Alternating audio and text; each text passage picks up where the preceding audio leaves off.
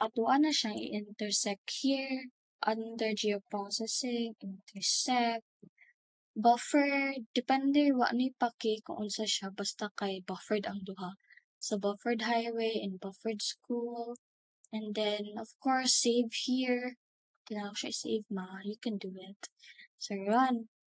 So, that's namali yata ko, I believe. Wala di ko namali. Never mind.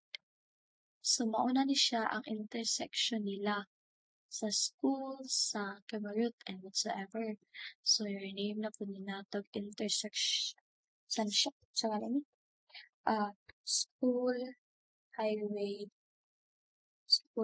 na lang. Ibala na ako. Na siya ang intersect.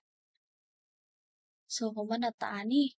And since gusto nato makuanan atong commercial dere, where is our commercial? This is our commercial. Ato siyang e-vector analysis tool, research tools and select by location. Ato where is it? Projected commercial ay dapat na-compare sa school highway. Na-compare ba siya? I'm not sure. Let's check. Kaya mo, like mag-color. Orange ang ato ang projected, pero kana siya ang naa sa school highway.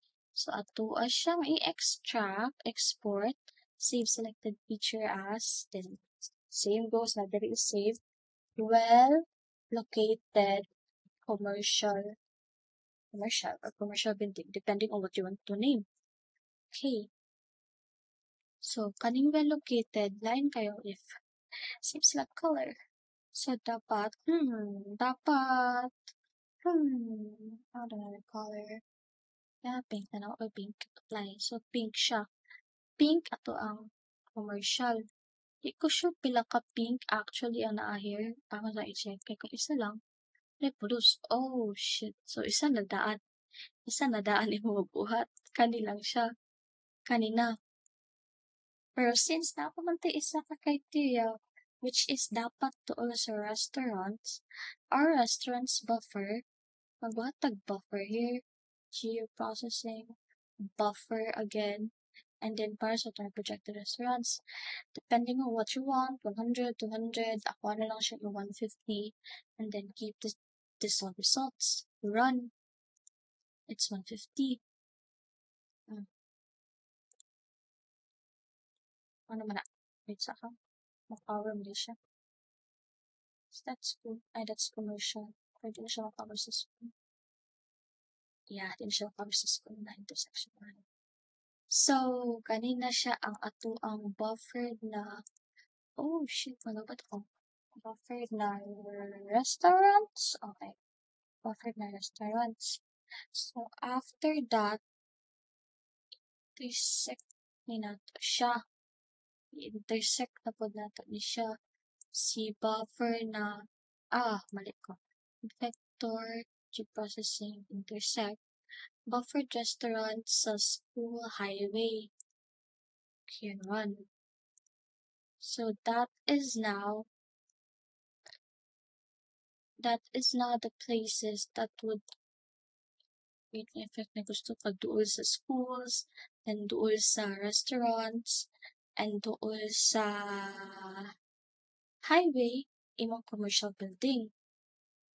And since, of course, miski kabalutag kanina ni siya, ato gyapon siya i-go to vector, research tools, select by location. Since na naman tayo well-located commercial, from what we previously did, tuwa siyang i-compare sa intersection. If kana siyang i-highlight from pink to what color? Yellow. Therefore, kanina gid siya na imuhang kuan. Wala na kay ma-compare nain. Mauna ni siya. Pero since we don't know if this is the commercial that you want, kay gusto kag at least, 500 meters imuhang area.